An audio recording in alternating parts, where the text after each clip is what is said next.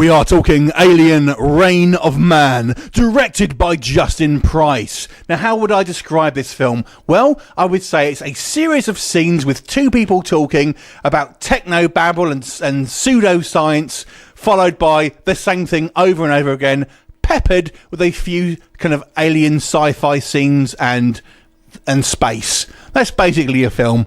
Alien Reign of Man. Let's discuss a little bit further.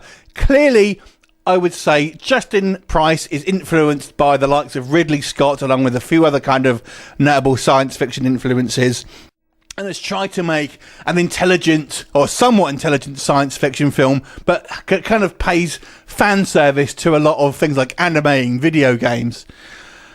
If this was a painting, it would look beautiful, I will say that. But it's not a painting, it's a film.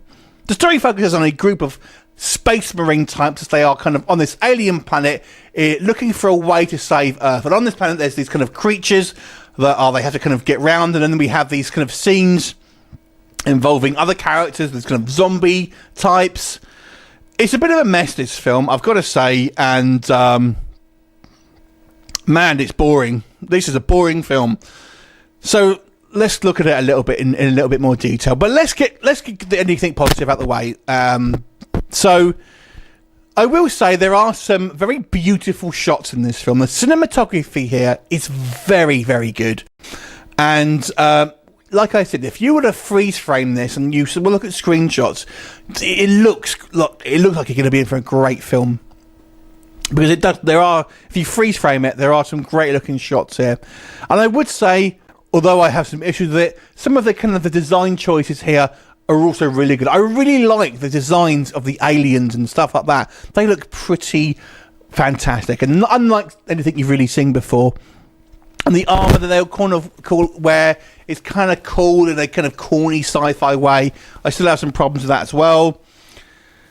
For example, I mean, we have this, like, the women all seem to have, like, boob chest plates, which is just a little bit, you know, I don't think we need that in 2017. It's very kind of like 1980s Barbarella type.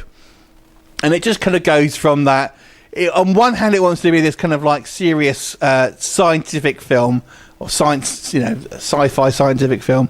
Then we have, like, you know, this woman who's meant to be this kind of space marine type, but she's got real long hair which is down and is like, come on, you simply wouldn't. It's just not practical.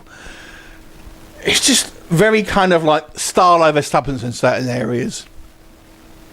The CGI here is honestly the worst CGI I've seen this side of the Scorpion King. It was terrible, really, really terrible. Again, if you look at some of the screenshots, it looks all right. On a non-moving platform, on just a static image, it will look good. But when that shit moves, man, it looks terrible. There are a couple of shots that look okay, I will say that. But, you know, 90% of the CGI here is terrible. But the worst and most egregious thing for me is just the actual story is almost nonsensical.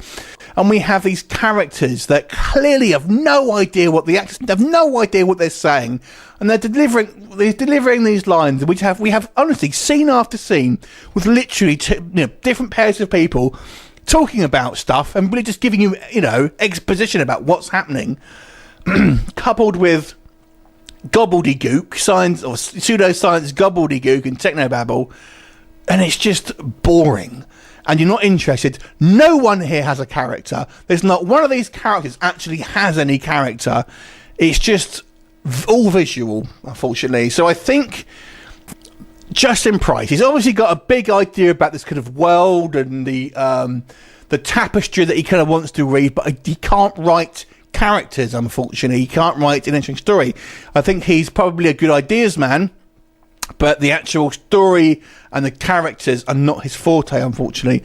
So it makes it for a very low budget, visually and kind of intellectually taxing film, to be honest, unfortunately. So it's a real shame. Like, I do feel there are some good ideas here, and it has these kind of good design choices and some decent camera work and some nice design elements, but unfortunately it just doesn't come together in a interesting film, and it comes across as trying to have its cake in it as well as trying to be, on one hand, somewhat intelligent, like the kind of Prometheus, or I feel, which is where it wants to be, but on the other hand, having the kind of cheesy, stereotypical kind of sci-fi fan servicey stuff as well.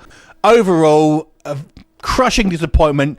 3 out of 10. Have you seen it? What do you think of it? Leave me comments, and I'll look forward to seeing you next time. Bye for now.